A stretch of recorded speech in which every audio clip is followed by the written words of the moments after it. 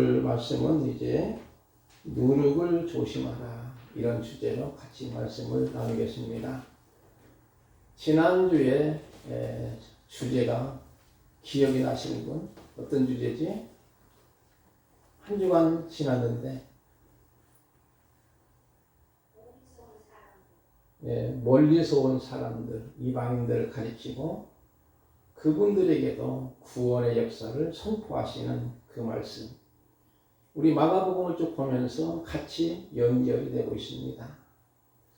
오늘은 이제 누룩이라고 하는 것은 우리가 잘 아는데요,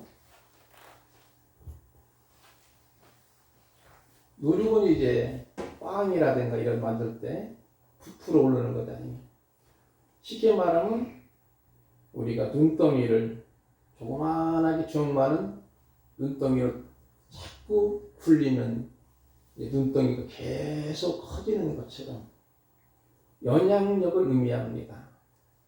우리 한국 속담에 이런 말이 있더라고요. 우리가 잘 알지요. 바늘도둑이 뭐 된다고요? 소독이 된다.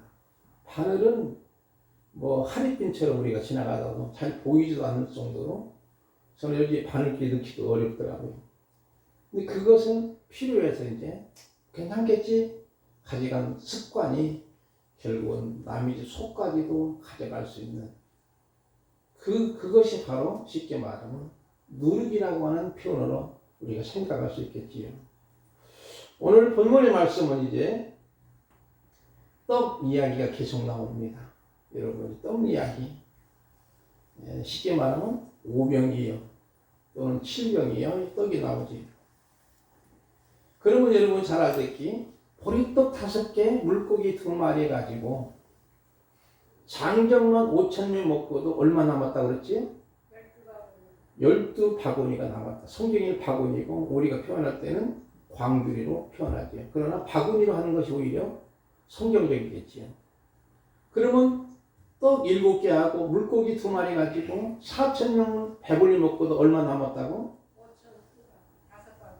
7 광주리가 남았다 그랬잖아요. 그런 면에서 우리가 중요한 것은 첫째는 오병의 기적은 유대인들은 오하면 모세의 오경을 의미합니다. 그러기에 유대인을 위한 말씀, 바로 유대인들이 먼저 너희들이 생명의 떡을 먹어야 된다고 하는 그런 의미로 주님이 이 오병의 기적을 베푸신 거예요. 단순히 기적으로만 가는 것이 아니에요. 그 다음에는 7병이에는 7이라고 하는 숫자는 완전 숫자잖아요. 하나님의 숫자 3하고 우리가 세상의 숫자 동서남북 4하고 합치면 7이잖아요. 바로 온 세상을 향한 복음의 전파를 의미하고 있습니다. 그래서 유대 땅을 넘어서 이방 땅까지 복음이 전해짐을 의미하지요.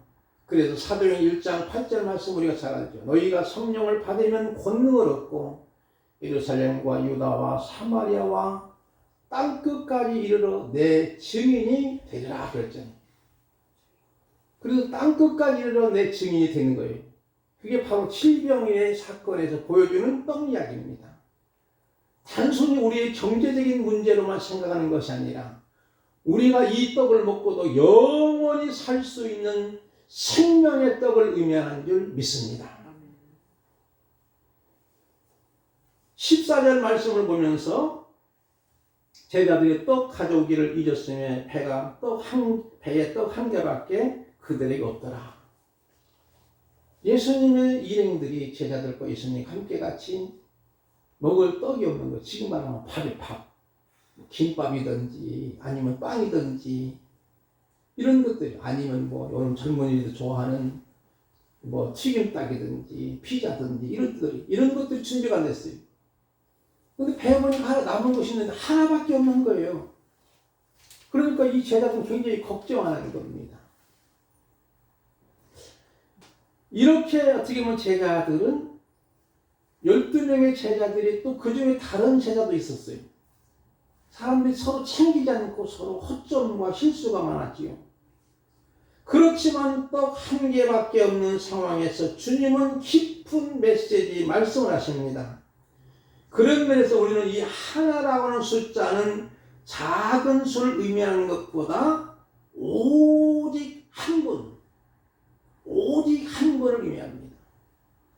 그 다음에 대표수지요. 우리가 보통 11조 드리지 않습니까? 10분의 1을 드리는 것은 하나는 대표수이기 때문에 전부를 드린다고 하는 대표수입니다. 그래서 하나는 시작을 의미하는 것이고, 그래서 우리가 순서상 첫 번째를 말하는 것은 아닙니다. 그냥 시작이다, 기력이 시작이다 하는 것을 의미하죠. 그런 면에서 우리 예수님은 지금 이 이야기를 하면서 예수님이 경고하여 이르시되 15절 말씀, 삼가 바리새인들의 노릇과 헤롯의 노력을 주의하시니, 본론이 나오지요. 바로 여러분이 여기서 바리새인들의 노력이 뭘까, 또는 헤롯의 노력이 뭘까, 결론적으로 말씀을 드리면 바리새인의 노력은 종교 권력을 의미하고 헤롯의 노력은 정치 권력을 의미합니다. 노력이라는 것은 영향력을 의미하죠. 그러면 우리가 이 땅에 살아갈 때 누군가에 대해서 영향력을 주기도 하고 받기도 합니다. 여러분이 지금까지 살아오시면서 누구로부터 영향력을 받기도 했을 거예요. 또 누구에게 영향을 주기도 했습니다. 저는 원래 농부의 자식으로 태어났지요. 아버지 밑에서 농사 짓는 일을 많이 했습니다. 젊은 날 청년 시기에 아버지가 일찌감치 1968년이지요. 굉장히 오래된 건 권사님 68년도에 그 당시에 요즘에 이제 딸딸이 겨우기 있지 않습니까? 그것을 아버지가 사오셨더라고요. 상당히 비싸게 주고. 돈이 없으시니까는 아버지께서 처갓집에 가가지고 처갓집에 웬만큼 살았던가 봐요.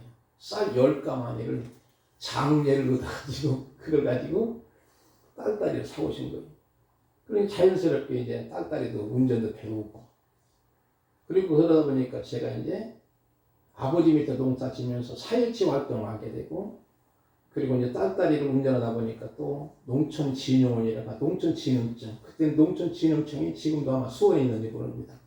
진흥원이 수원에 있었고 진흥원 대전에 있었고, 그럼 교육을 받으러 갑니다. 새마을 지도자 교육, 뭐 이런 교육들을 받으면서 청년 시절에 있었고, 근데 우리 아버님은 그렇게 짜게 살으셨는데도 담배를 안 피시니까 저도 자연스럽게 지금까지 담배 연기만 맡기만 하면 아주 조금 막 안 좋아요. 여러분도 마찬가지일 겁니다. 우리 믿는 사람들 누가 담배 딱 피면은 냄새가 지독합니다. 한 번인가 저희 외할머니 돌아가셨는데, 할머니가 이제 저를 굉장히 사랑해서 거기서 하룻밤을 있는데 담배 연기 때문에 완전히 제가 그날은 쥐약을 먹는 날이죠. 사람들이 담배 피면서 파도 치게 하는 거예요. 그러니까 거기서 잘 수도 없고 너무너무 괴로웠습니다. 그리고 제가 이제 우연하게 동네 형님을 만나가지고 교회를 가게 됩니다. 교회를 가보니까 교회에서 이제 저보다 가장 어린 사람이 별로 없고 학생들을 가르치는, 그 당시 시골교회도 아이들만 7, 80명 가까이 모입니다. 그러면 선생님도 쭉 있고 저보러 이제 교회에서 뒤에 앉아가지고 아이들 무슨 반 몇 명 출석 몇 명 결석한 걸 가지고 점수 매기고, 그리고 설교를 바라고, 그리고 나중에 예배 끝나면은 아이들 앞에서 그것을 이제 어떤 반은 우수반, 어떤 반은 모범반, 이것을 발표하라고. 그러다 보니까 이제 교회 생활에 이제 어떻게 보면 자연스럽게 젖어들면서 나중에 보니까 이제 목사님이 또 총각 집사를 만들어요.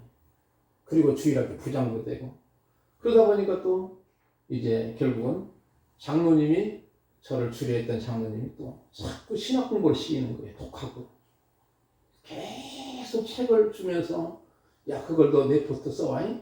그러면 제가 이제 어느 정도 책을 읽어보고 또 어느 정도 요약해서 써서 붙이면 또 두 번째 주는 거예요. 신론, 기독론, 성령론, 뭐 교회론, 뭐 이런 책들을 막 굉장히 어려운 책들을 막 주면서 읽어보라는 거예요. 그러면서 독학을 시키면서 자연스럽게 신학공부에서 목사가 있는데 아마 그분의 영향력이 목사를 만들지 않았는가 하는 생각을 가져보는 거예요. 물론 하나님의 인도하심이지요. 여러분도 삶의 현장에서 지금까지의 그러한 영향력이 있었을 것이고 또 우리의 후대들, 다음 세대들, 우리 자식들에게도 영향력을 끼치게 되는 줄 믿습니다. 그런 면에서 우리는 어떤 면에서 한 걸음 한 걸음 우리의 삶이 있어서 조심스러울 필요가 있다고 하는 것을 우리에게 보여주는 것이지요. 그러므로 우리는 작은 죄라도 그것과 타협하기 시작하면 걷잡을 수 없을 만큼 커져서 생명의 떡이신 예수 그리스도를 바로 보지 못합니다. 오늘의 코로나 상황에서 비대면 및 소수의 인원 및 참석하는 대면 예배를 드립니다. 참석을 하지 않고 마음으로 믿으면 되지 하는 분도 있을 수 있는 거예요. 그러나 그것을 당연한 것으로 여기는 것은 결국은 안개교인이 되게 됩니다. 안개교인은 뭘까요? 보이지 않는 교인. 가난한 교인은 나오지 않는 교인. 오히려 우리는 대면 예배, 지금처럼 드리는 예배를 사모하고 만약에 그것을 드리지 못하면 너무너무 가슴이 아파야 돼요. 통곡해야 됩니다. 오히려 간절히 기도하고 경건 생활에 힘써야 하고 모이기를 폐하는 것을 당연한 것을 여기지 않고 그 잘못된 누룩의 영향을 받지를 않아야 됩니다. 가정 예배를 통해서도 우리가 하나님께 집중해야 됩니다.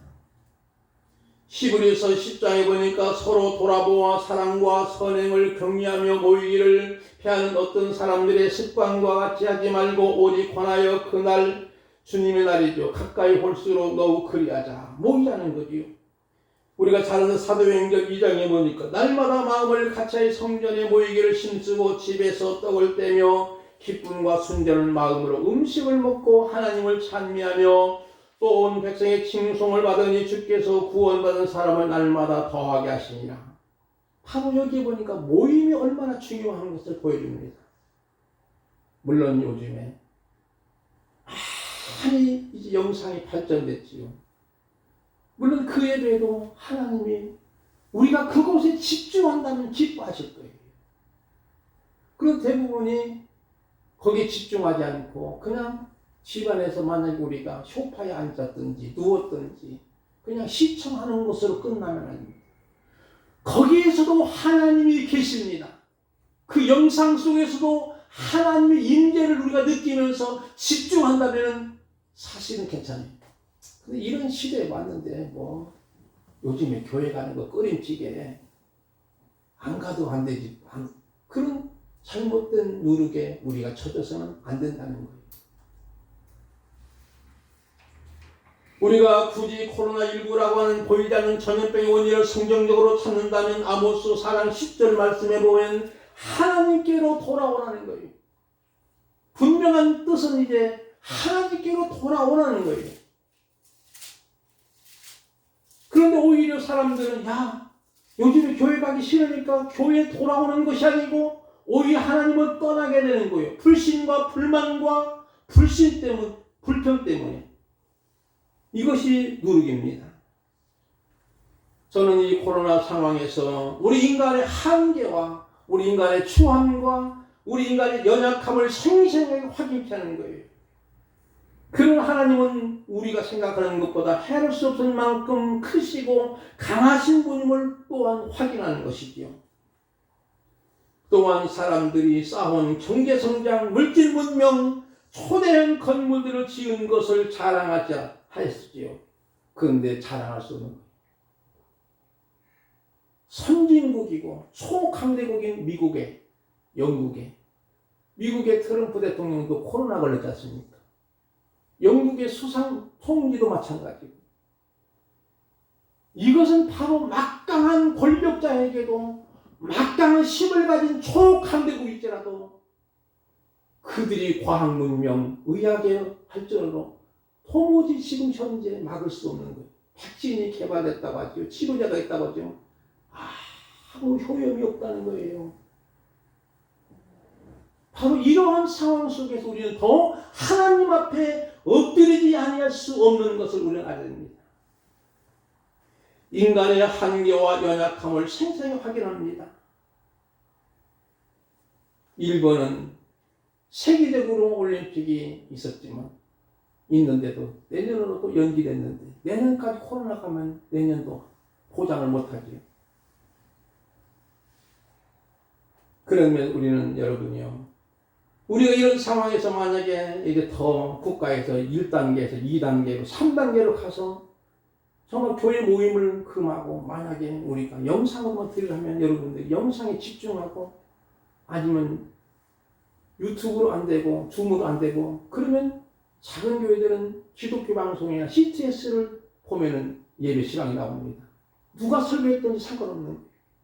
거기에 집중하고 그 말씀에 청종하고 예배 드리면 하나님은 기뻐 받으실 줄 압니다. 그런 모습이 우리에 있다고 하면 이 코로나 이후에 우리 한국교회와 우리와 모든 사람이 엄청난 하나님의 복을 기대하며 살아갈 수 있는 것이지요.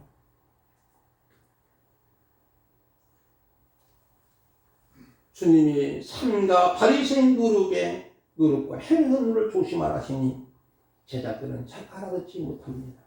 수근거리는 겁니다. 그러게 수근거림에 떡이 없음이로다 할 때 예수님이 17절 말씀 보니까 이런 말씀이 나오지요. 예수께서 하시고 이르시되 너희는 어찌 떡이 없으면 수근거리느냐. 아직도 알지 못하며 깨닫지 못하느냐. 너희 마음이 둔하냐. 예수님이 굉장히 실책하시는 모습이죠. 수근거리는 것은 그렇게 좋은 것은 아닙니다. 아직도 알지 못하느냐. 왜 마음이 둔하느냐. 이런 이야기죠. 지금 주님은 분명코 바리새인의 누룩과 헤롯의 누룩을 조심하라는데, 야, 예수님 그 말씀하시는 도무지 이해가 안 되니까 아마 지금 떡 하나밖에 없으니까 예수님이 지금 떡이 없다고 우리를 질책하는 것이다. 그런데 이들은 쉽게 말하면 먹을 것만 생각하는 거예요. 사랑하는 성도 여러분, 오늘 우리의 삶 속에 만약에 우리가 아직도 먹을 것만 생각한다면 안 됩니다. 먹을 것만 생각하는 것이 대부분이 짐승의 세계더라고요. 또 어린아이들은 먹는 걸, 맛있는 걸 누구를 주면은요, 아이들은 누구를 잘 안 주려고 합니다. 먼저 먹으려고 하죠. 근데 어떤 여자아이들은, 착한 애들은 먹고도 얘 배고픈 줄 알고 제 것을 좀 떼주기도 하고 그래요. 그러면 오늘 우리들이 만약에 우리가 지금 이 땅에 살아 물질 문명만 안다고 하면은 안 된다는 거예요. 예수님은 그것을 실책하고 있는 그런 모습이죠. 그러면서 18절 말씀으로 내려가 봅시다. 너희가 눈이 있어도 보지 못하며 귀가 있어도 듣지 못하느냐, 또 기억하지 못하느냐. 내가 떡 5개를 5,000명에게 떼어줄 때 조각 몇 바구니를 거두었더냐 이르시되 12이다 했지요. 그 다음 20절도 보니까 7개를 통해서 4,000명을 떼어줄 때 조각 몇 광기를 거두느냐 7이다. 이르시되 아직도 깨닫지 못하느냐? 주님이 책망하는 거죠. 무슨 말일까요? 지금 예수님 이와 같은 기적을 베푸신 것은 너희들의 먹는 문제, 너희들의 물질 문제, 너희들의 모든 경제적인 문제는 주님이 얼마든지 책임해 주시니 거기에 집중하지 말라는 거예요. 오직 생명의 떡에 집중하라고 하는 그런 말씀인 줄 믿습니다. 아까도 말씀드렸죠. 5병이요 7병에는 바로 수리학에서 숫자로 보는 신학을 우리가 생각하면 5는 대부분이 모세오경을 의미합니다. 2는 증인수지요. 7은 완전수지요. 하나님의 숫자에다가 세상의 숫자 4 완전수입니다. 그런 면에서 우리는 여기서 하나는 뭘까요? 하나는 오직 예수 그리스도밖에 없다는 거예요. 어떤 사람은 야, 구원의 길이 왜 하나밖에 없어? 우리가 여기서 소를 깔려면은 도로가 많지 않습니까? 이제 고속화도로도 있고 이제 국정도 가는 길도 있고 여러 도로가 있는데 왜 구원의 길은 하나밖에 없느냐고 따지는 분이 있습니다. 그러나 여러분이 만약에 예수님이 한 분 아니고 여러 분 계시면 좋겠어요? 한번 생각해 보세요. 오늘날 사칭 예수가 얼마나 많아요. 잘못된 신앙관을 가지는 것다. 오직 한 분 예수님, 그분을 우리는 믿어야 됩니다. 길이요 진리요 생명 되신 예수님, 그분만이 우리의 생명의 떡인 줄 믿습니다. 그분이 우리를 위하여 십자가에 죽으시고 우리를 살려주시고 그분을 믿기만 하면 우리는 그것이 이미 생명의 떡을 먹는 하나님의 사람인 줄 믿습니다. 그래서 우리는 예수님 오직 한 분이면 충분합니다. 바로 오늘 우리의 삶 속에 어떤 종교 권력 또 어떤 정치적인 권력에 우리는 취하지 말아야 됩니다. 오직 우리는 하나님 한 분만을 섬겨야 됩니다. 우리가 기도할 때도 예수님의 이름으로 기도합니다. 아멘 하면 충분합니다. 그런데 카톨릭에서는 모친 마리아 이름으로 기도하고 있더라고요.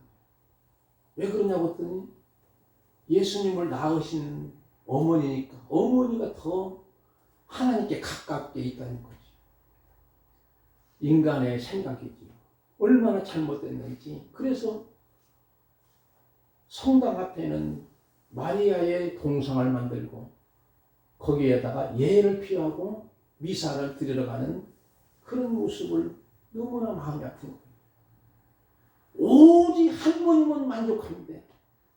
그런 잘못된 누룩에서 우리는 벗어날 겁니다. 종교 권력이라든가 세상 권력의 누룩에서 우리는 벗어나고 우리의 삶 속에 여러분이요 정말로 예수님은 우리의 생명의 떡 또는 생명의 밥인 것을 우리는 믿어야 됩니다. 요한복음 6장 48절 이하를 보겠습니다. 내가 곧 생명의 떡이니라. 너희 조상들은 광야에서 만나를 먹었어도 죽었거니와 이는 하늘에서 내려온 떡이니 사람으로 하여금 먹고 죽지 아니하게 하는 것이니라. 나는 하늘에서 내려온 살아있는 떡이니 사람이 이 떡을 먹으면 성장하리라. 내가 줄 떡은 곧 세상의 생명을 위한 살이라고 하십니다. 제자들은 아직도 깨닫지 못합니다. 그들은 지금까지 깨닫지 못하는 것은 아직도 먹을 것만 알기 때문이지요. 그러므로 우리는 바로 생명의 떡이신 그 주님 한 분만으로 만족하는 삶이 되기를 주님의 이름으로 축복을 드립니다. 과연 우리가 예수 그리스도만으로 충분합니까?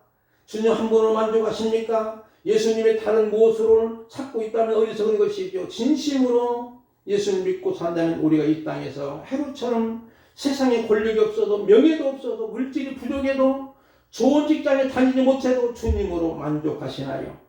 아직도 원망하고 불평하나요?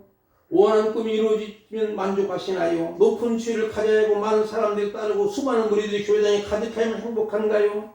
성도의 최고의 복은 타자에게 좋은 영향력을 주는 겁니다. 사도행전 9장에 쭉 보면 욥바의 다비단 여제자가 있습니다.